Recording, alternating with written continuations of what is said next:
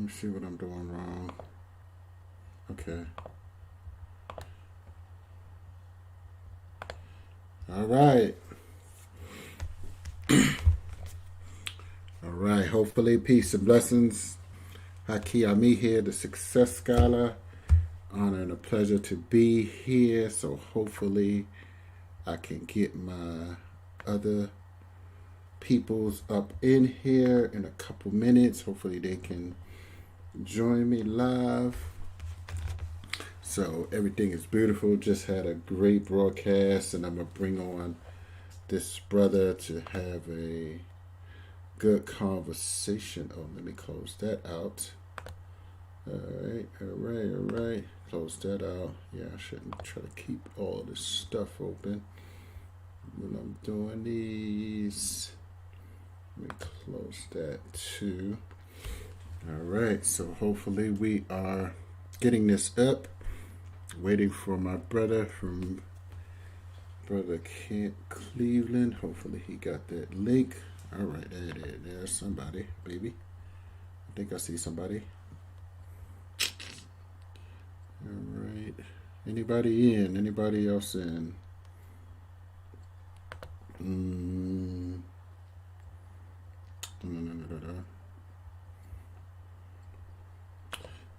Let's see. Maybe I'll do it this way.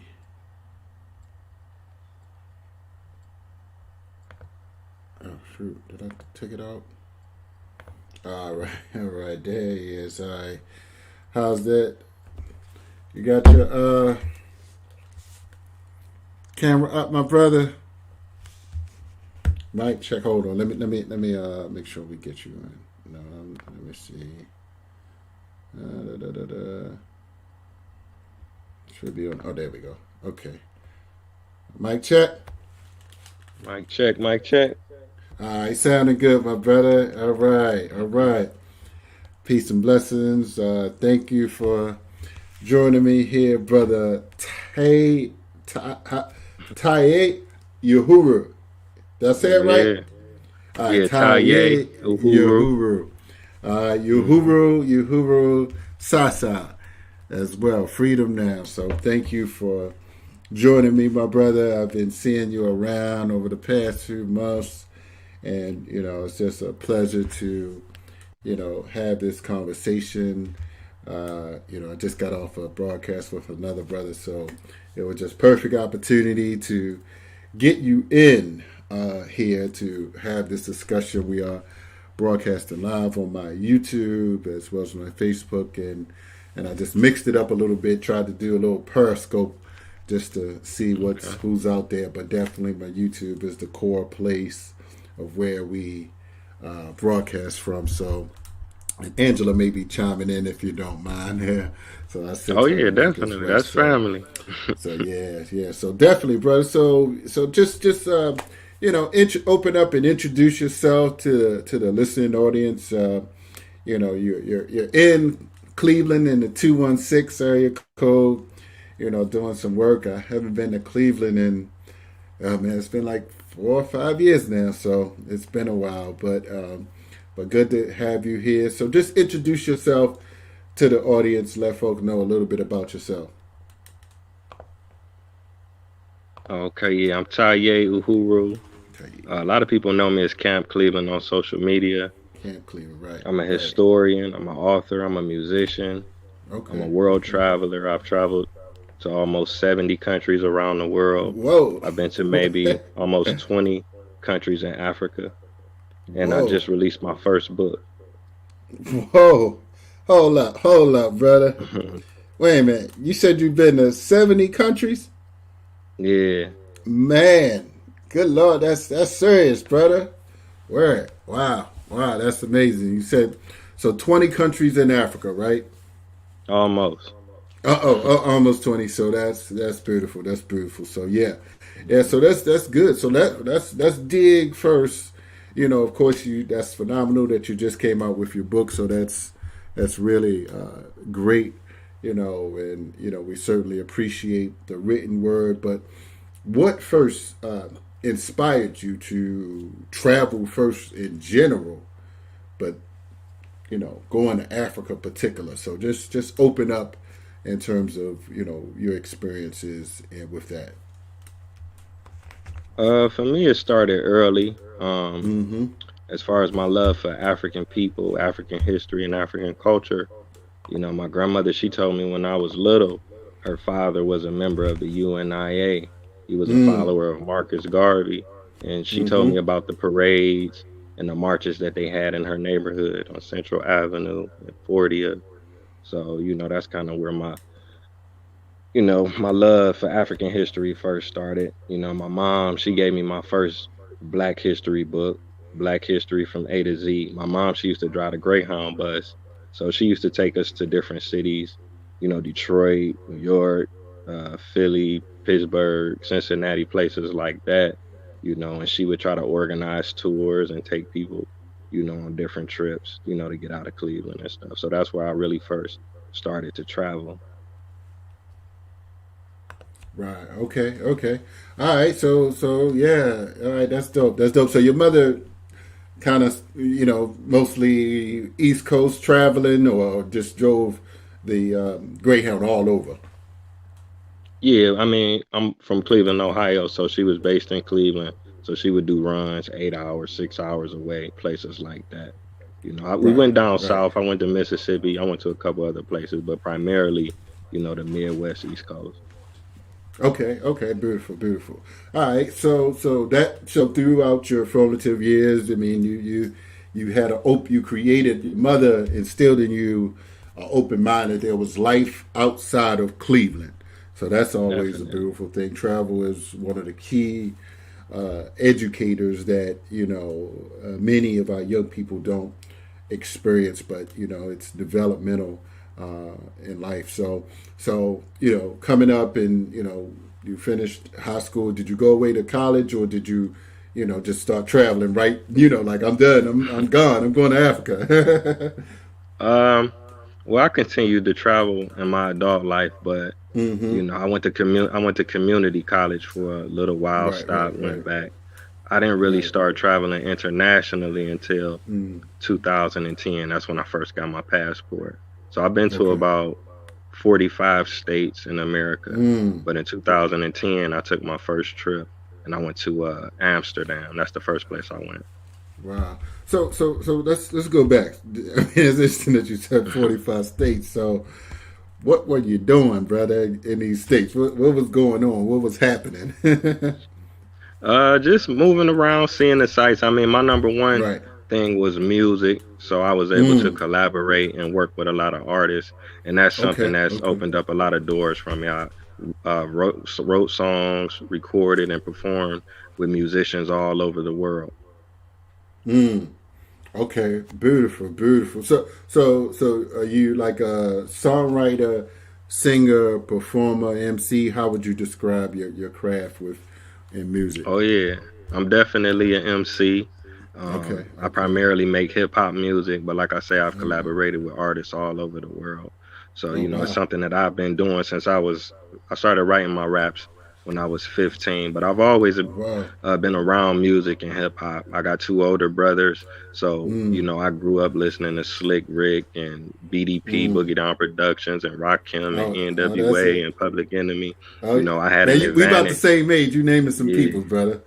Right, right. So Yeah, you probably with my brothers and them. So, but a yeah. lot of my friends, they wasn't allowed to listen to hip hop and rap when they was kids. They had to sneak and Mm, listen to it or catch it when they can. But we had house parties. We had the big stereo. My dad, he used to play a lot of old school records. So I always loved music. You know what I'm saying? And that's something that I mm-hmm. still do today. You know. Wow. So it was instead music was you said your father was he a performer, or like a musician, or just like kind of listening to music and different types No, of music or something. he was just somebody that loved to listen to music. He wasn't a musician, but my Right. uncle was a poet. My uncle was a musician. You know what I'm Mm, saying? So that comes from my mom's side of the family. okay. Okay. And he was All a right. DJ too. He was a disc jockey. Oh wow. Okay. Okay. Beautiful. So going to different states, I mean, just really getting your name out there. Um, and learning the culture, seeing different audiences, how people respond to you, and then 2010 you said that it's time to take this international. So let's talk about your Hmm. first international travel to Amsterdam, right? Yeah, I was fortunate because I knew some people that was from South America. They're black people that live in Amsterdam, but they was, from Suriname, and they invited me out, Mm, and they showed me nothing but love, nothing but hospitality, and I was able to work on some music while I was out there as well. So that was like my first international collaboration. But Amsterdam is a mm, real cool place. That's probably my favorite city in Europe. mm. Oh wow. Okay. It's a Okay. little Beautiful. different from a Beautiful. lot of places. They got the red light district, they got the coffee shops. It's a little more laid back. It's not as busy. They got the canals, the water. It's a real chill place. Mm-hmm. Yeah. Yeah. Okay. Okay. Beautiful. Beautiful. So Amsterdam was you let off with Amsterdam, and what else did like? What was next on the list? If you want to, kind of skip and talk about the Africa part, Oh or if you want yeah. to just Oh kind of lay no, we out could get on into it. some of If the. we got Okay, time, you got yeah, time? let's go. Let's flow through. Like Yeah, some of the stops along the way that you yeah. was you were going through. I mean, initially I just hit up Europe. I was hitting all the surrounding countries and cities, London and Paris, and you know what I'm saying. That was a good experience just to get started. Like I said, I knew somebody Mm-hmm. there, so that's why I started there. I've been all through Asia, and I got a What chance to parts of study Asia? What abroad. parts? I've been to the Philippines a few times, Japan, Wow. China, Hong Kong, Macau, Thailand, Whoa. Taiwan, Oh, serious. a few other places for sure. So were you like performing there or just exploring, trying to like get to networking and getting things off the ground? A little bit of everything. I didn't do as much music in Asia, but I was Mm-hmm. able to connect with it was an elementary school out in the Philippines. And a lot of African Americans may not be aware of this, but there are black people in the Philippines. And I was able to donate, money and school supplies and do things like that. So it was a little more charity driven, you know what I'm Right. saying? And also I lived in South America. I lived in Brazil. I Mm. studied abroad in Brazil, and I lived Mm. in the Dominican Republic. I studied abroad in Santo Domingo as well. Mm-hmm. Wow. Wow, that's beautiful. Wow. So going all these places. Well, first you said something about so your experiences in Asia. Um, I mean, did you just like point to a map and a lot of people don't get those experiences. I mean, a lot of black people, so it's Yeah. definitely unique. If anything, we are going to the Caribbean, and that's what I want. That jog my memory. I just got off the phone with Renoko Rashidi. Wow. A matter Okay. of fact, yeah. Oh man, I know you got to have his book Blacks in Asia. I think He's that's amazing. The one yeah. that I was reading was the Golden Age of the Moors. I think it's him and a couple of other scholars. Right. Yeah, that's one. But yeah, I think he has one in on blacks in Asia. So that's Oh that's yeah, that's he's good. talking about the blacks in India, the African influence in India. I haven't read it, but I've seen a video about Yes. it. I do want to read that. That's Oh very yeah, important. yeah. He's great. Yeah. So but definitely, he was just on the Carl Nelson show Wow. today. But yeah. So I mean, of course, how many? He said that he only been to 30 something countries in Africa. He said he didn't go. I thought he been to all of them, but because he But hasn't. Africa has more countries than any continent in the world. People don't Right, realize that. right, That's right. a No, and you man. know what's interesting? I just saw a map. Somebody placed United States, all of Europe, China, India, like all they kind of moved it and talked about the land mass, Yeah, of how definitely. big it is, comparative to other, countries and continents, if you will. Yeah, you're So, right. and I certainly appreciate that aspect, and me being part of the conscious community. for years. You have different people that are now.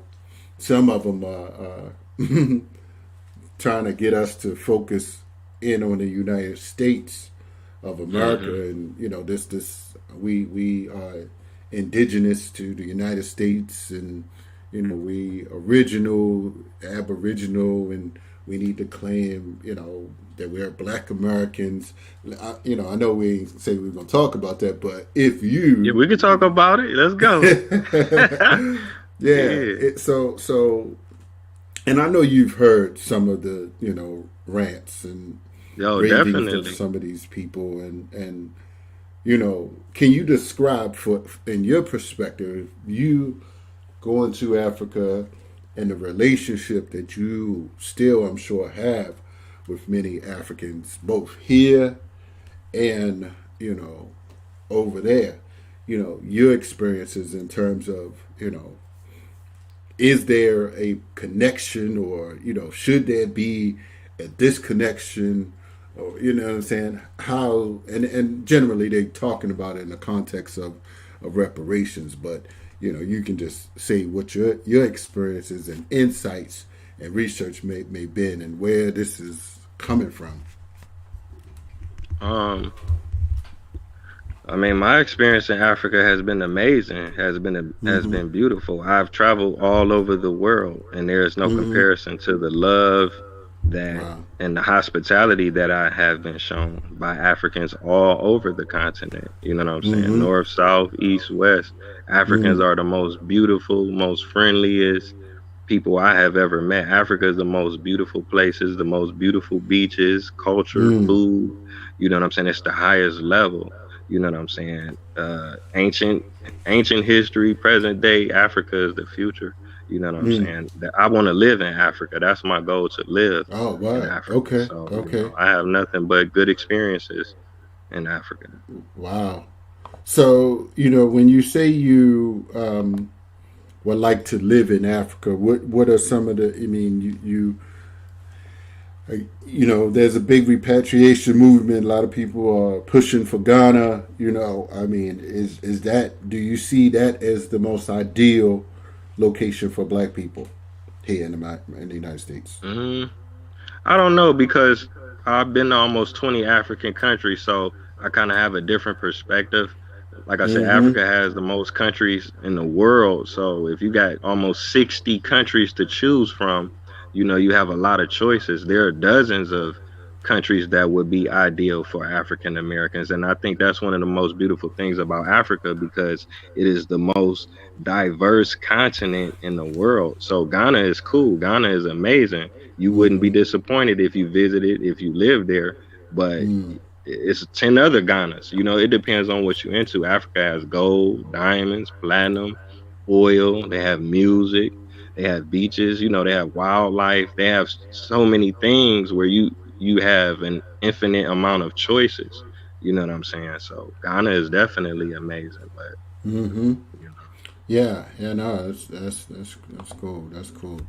So, what do that I was listening to a brother Obi, I can't remember his name, but in terms of right now, there's this push for Black people to unite with the Asian community and protect, I guess, encouraging us to protect not directly us, but the question of should Black people create an alliance. I called in on a particular show the other day on that because my point was that I mean we need to be like, I mean, of course we have humanity, and we have compassion for you know other people.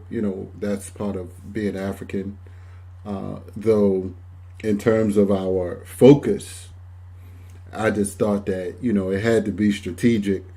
If we don't want to be the battering ram for every perceived group out here.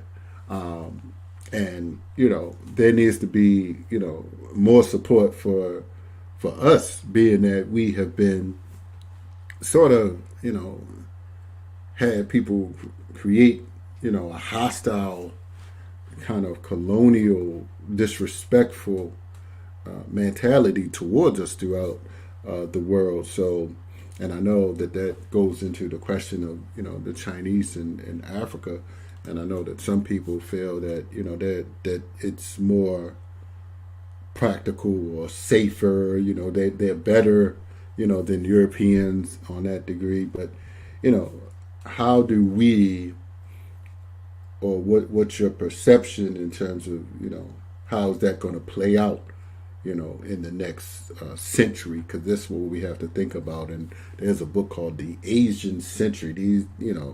And I think Mm-hmm. it's essential with your experiences, in between the Asian continent, because I believe that there's definitely going to be diplomatic relationships as well. Not everything has to be always a hostile relationship. And so I think that we have to be wise, about how we deal in the world, and think about, how we proceed in the world. How would you describe, where should we be, in the 21st century and beyond?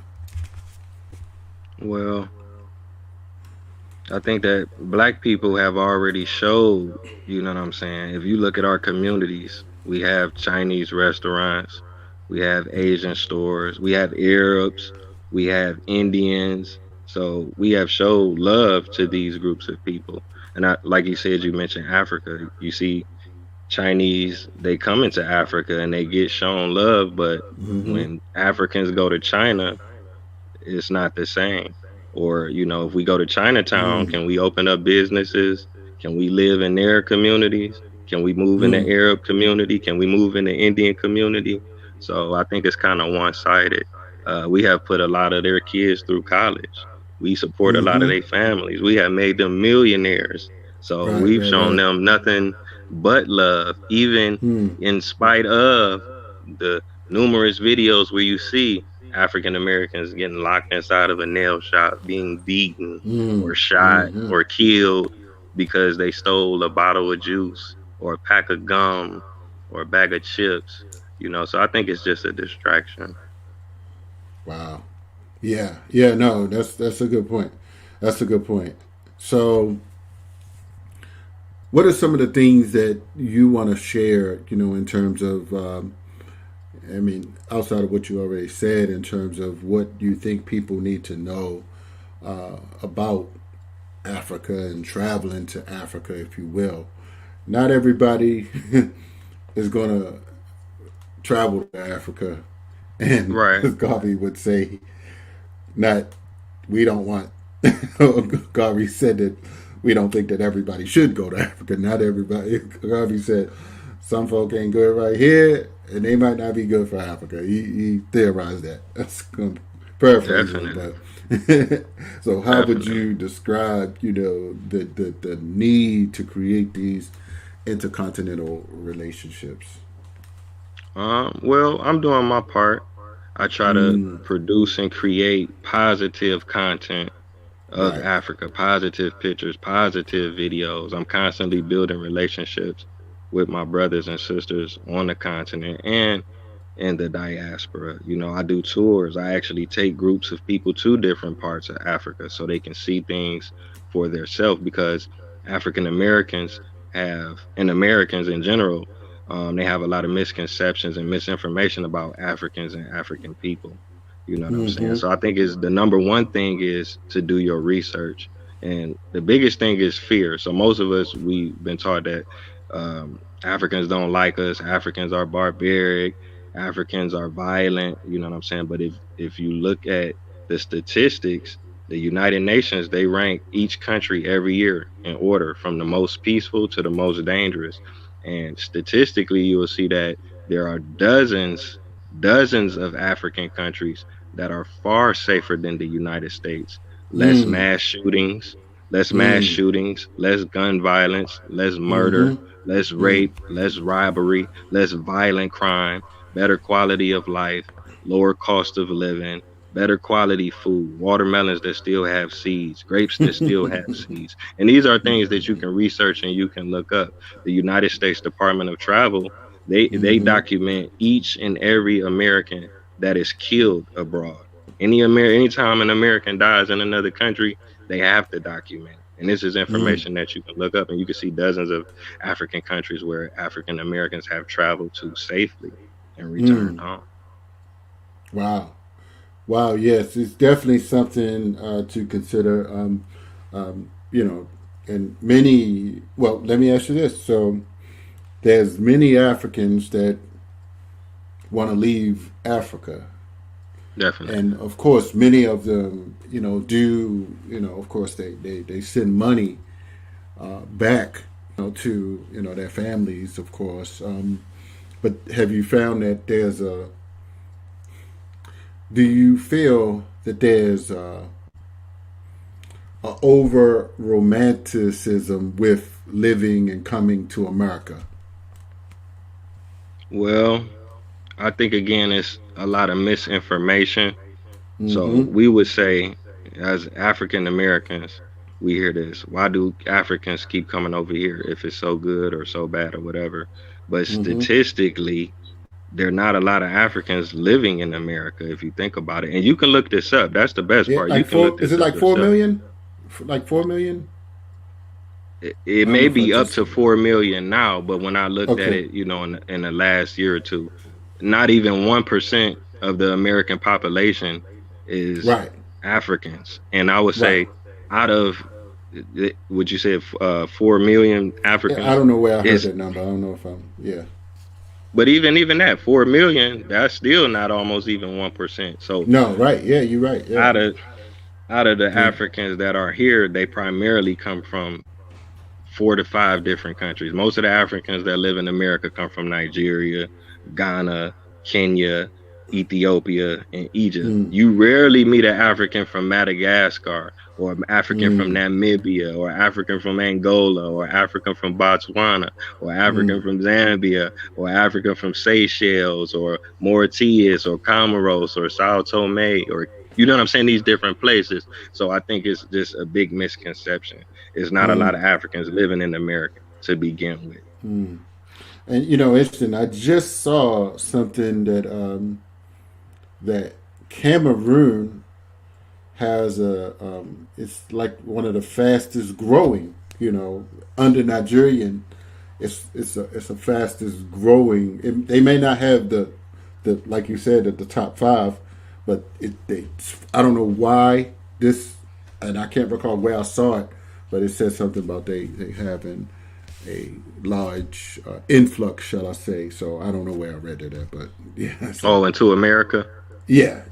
So I don't know what's going on, or I'm gonna have to find that article. It's possible. You know what I'm saying? Because Mm-hmm. like I say, it's almost 60 countries. So a lot of things are going on. I don't know everything about Africa, but Right, right, I right, do right, try to right. do my research and learn. And Agreed. like I say, it's so many places in Africa that I haven't even visited. So I'm still learning Mm-hmm. about that. Yeah. So let's talk about your book, brother. So this Okay. your first. You got a copy you can hold up for us? Let me see. I'm gonna see if I can hold it up. All right. So, and I'm Get my sorry, hand it covering was it up. freezing. The Afro Set. Yeah. Okay. Got it. All right. Yeah, we got it. We got it. So if I can take a picture of it. But yeah. So describe for everybody what is the Afro Set. Okay, the Afro Set is a black power organization that was founded in the 1960s. And my Hmm. uncle, my mom's brother, he was one of the co-founders of the Afro Set. So in the Mm-hmm. 1960s, Malcolm X popularized the term Afro American. So Afro is short for African. So the Afro Set was at the forefront of introducing African culture, African history, African language, African music to Clevelanders. They was one of the premier groups, and they was the largest black nationalist group, you know what I'm saying, formed in the city of Cleveland. And they Mm. opened up these shops. Inside of the shops, they would sell dashikis, they would sell dresses, they would sell pottery, African masks, paintings, and different things like that. So a lot of these items they would make their self, so they created their own income. The Afro Set practiced cooperative economics. They opened up a nursery. They also had classes. They had classes on African language. They taught Swahili. They taught Mm. African dancing, African drumming. They taught economics, and they also taught self-defense. They trained how to use rifles, handguns. They trained how to use machetes, sticks. Mm. You know what I'm saying? So when pimps came into the community, they would run them out. When drug dealers came into Mm. the community, they would run them out. When kids went missing, Mm. they would go looking for them. When they were in the Mm. streets and the police were harassing people, they would confront them. So it's a very exciting book. It's a lot Mm. of shootouts, a lot of confrontations, a lot of rebellions, a lot of riots, and different things like that. But one of the most important things about the Afro set is it was more family orientated. So a lot of people that were brothers and sisters or cousins or aunts and uncles or mom, and they met in the Afro set. People got Mm. married in the Afro set, babies were born into the Afro set. So they were a very important part of Cleveland's history. Mm. Wow. Wow. Beautiful. Beautiful. So describe. So this was it like you said the 60s and like during Yeah, the this Black was the Power movement. 1960s. Yeah, Yeah. definitely. Okay. Okay. All right. All right. All right. So this was this like predating the Black Panther Party, like or were they like affiliated, or they were more so, a subset, that kind of were more so like underground, Well, it to yeah. was two things. The Afro set and the Black Panthers, they were similar in the regard that they were black power groups, but the Afro set was more African centered. When they joined the Afro Mm, set, they would change their name to okay. African names and they wore Okay. African clothing, if you can understand what I'm saying. Right. Right. And Right. as far as in terms of Cleveland, they were the biggest group. They were the most powerful group. They were the Mm, largest group. You know what I'm saying? And wow. the Panthers did come to Cleveland, but they came later. And something is very important to note here. Okay, groups like the Afro Set, the Black Panthers, the Black Liberation Army, the US organization, all of these groups emerged after Malcolm X was assassinated. Mm-hmm. So the Mm-hmm. first Black nationalist organization in the 1960s was a group called RAM, the Right. Revolutionary Action Movement. And Excellent. this group actually, Sanford, what's his name? Max. Max Stanford and Don Freeman, Right, right, this right. group, this group originated while Malcolm X was living, and they actually worked with Malcolm X. And the reason why I add this is because one of the co-founders of RAM is from Cleveland. He's still living. I've interviewed him. I Mm, talk about him in my book. So a lot of, mm-hmm, not to take anything away from the Black Panthers, but a lot of mm-hmm, the influences or the things that we may attribute to the Black Panthers came mm, from the Revolutionary Action Movement, which was mm, co-founded by a Clevelander. So mm, I think Huey Newton, he said that Negroes with Guns was one of mm-hmm, his most influential books, and mm-hmm, that was written mm-hmm. by Robert F. Williams, who was the chairman of RAM. You know what I'm saying? So Okay, RAM, right. they had a chapter in Cleveland, they had a chapter in Oakland, they had a chapter in Detroit, they had a chapter in Philadelphia. So the head of the chapter in Oakland, he was very influential. He worked with Bobby Seale and Huey Newton before the emergence of the Panthers. So you know what I'm Mm, saying. So I just wanted to add that in there because a lot of those influences came from Cleveland. So Harlow X was the co-founder with along with my uncle that co-founded the Afro Set, but they were active years before they founded the Afro Set. Cleveland had a Mega Average Rifle Club. They had the United Black Brotherhood. They had the mm, JFK House, so they had a lot of, you know what I'm saying, groups like that in Cleveland as well. mm. Wow, wow, wow. That's a good history. That's a good history. So this was strictly a Cleveland operation. I mean, I'm sure that there was possibly, did they travel to some neighboring like Columbus or anything like that, or it strictly was a Cleveland thing? You think? Well, it was originated in Cleveland, but Mm-hmm. my uncle did travel. He went to California. He met with Bunchy Carter. He met with Okay. John Huggins, Stokely Carmichael. He went to Mm-hmm. Oakland. He went to Mm-hmm. Newark. They worked with Amiri Baraka. They went to different Mm-hmm. parts. They went to Chicago, Detroit. Mm-hmm. They went all over the country, and worked with different groups of people. But they did Mm-hmm. open shops outside of Cleveland. They opened shops in Columbus, Ohio, which is our state capital. They went to West Virginia. They had a shop in West Virginia, so Mm-hmm. Wow. Okay. Beautiful. Beautiful. All right. Yeah. So how many pages is the book right now? okay, the book, Approximately. Yeah. it's about 300 pages. So this book, I've I been writing was this to book. say. Yeah, yeah, I've been writing this Mm-hmm. book for about 5 years. I've interviewed Mm. over 100 people, people that were there, Wow. people that were Mm. actually active and fighting, for the liberation of Black people. And like I say, I interviewed Don Freeman. He worked with Malcolm X. So Don Freeman. yeah, Don Freeman. He Okay. was a Okay. Don Freeman was a school teacher, and he was teaching Black history. And although he was in the North, a lot of people didn't like that. So make a long story short, he ended up losing his job. So he was like a teacher during the day, but at night, you know what I'm saying? He was a revolutionary. Mm. Wow. Wow. Okay. Beautiful. And Beautiful. all this stuff I'm talking about is in the book. So Right. it get more crunk than that. So you got to read the book. I'm gonna do a Yeah. documentary. Yeah. I filmed a lot of interviews. I got old footage of them marching and protesting and Mm. things like that. So Wow. and the stuff Wow. that they do still affects us today. Like Mm. Mm-hmm. you said Angie may call in. I don't know if she told you. Let's see. Me and Angie, we co-founded a food co-op in the city of Cleveland. Mm-hmm. So we're Okay. Okay. continuing that practice of cooperative economics. So my uncle and his organization, they delivered medical supplies to the sick. They delivered Wow. prescriptions to the elderly.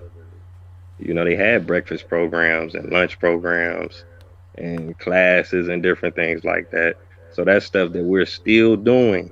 I was the president of the co-op for the first 2 or 3 years. Mm. Little Africa. Mm-hmm. Mm-hmm. Wow. Okay. Okay. Beautiful. Beautiful.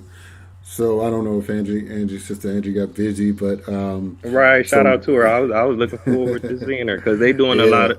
We are still doing a lot of amazing work, but that Right. history Right. is important because if you don't tell the story, then you don't know where you were inspired or where you might go wrong at. But I Indeed. could just say my Indeed. uncle and them, they was doing cooperative economics 50 years Right. ago. My great grandfather was in the UNIA 100 years ago in the Wow. 1920s. It's Wow. 2021.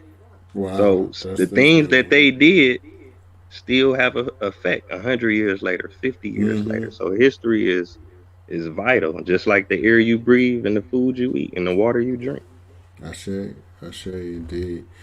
So yeah, man, I was in Cleveland at the convention of the press like some years ago. It was a few different Oh, okay, I remember organizations. that. I remember that. Yeah, yeah. I spoke there. So yeah, it was good to come to Cleveland, and then I think I was there when the other sister had Kaba uh, and Frazier and what's the other? Was it George Frazier? Yeah, yeah, George. Yeah, yeah, he was And there. right, yeah. So I was there for that as well. I think that was I don't know which was before. Well, I think 2016, but yeah, man. So I appreciate taking the time out to come in and just kind of educate the people about what's going on in Cleveland with your book, and as well as I'm very excited about everything your global travels, and of course Thank you. your love and passion for Africa, of course. So definitely we'll do this again. Of course I'm I look forward learning to the it. ropes, I and really appreciate you. This is yeah, an honor. yeah, yeah, It's an honor. and so yeah, I work directly with Angela a lot. So Yeah, we'll she be definitely be in doing so touch. much. She amazing. She got a lot of stuff going on. Big shout Right, out to right. Ann. Right. So let's give out your website and any other social media Okay. and or contact information where people can reach you and definitely get a copy of your book, of course. And I shared this Zoom already in a few. I'm sorry, this stream in a few Okay. places already. So hopefully a good amount of my crew, my network will see it and think it's a good book. Right. Thank you. I appreciate you, King. Okay. I'm on social media. I'm on Instagram, Facebook, YouTube, TikTok. My handle is Camp Cleveland. CAMP Cleveland. I also have a website, campcleveland.org. So if anybody need any information about Africa, if you have any questions, if you're interested in visiting Africa, if you like to buy anything Africa, because I bring back little stuff, dashiki, shea butter, black soap, Nice, stuff like nice, that. If you want to nice. listen to my music, see some of my Yeah, yeah. videos, definitely please reach out to me.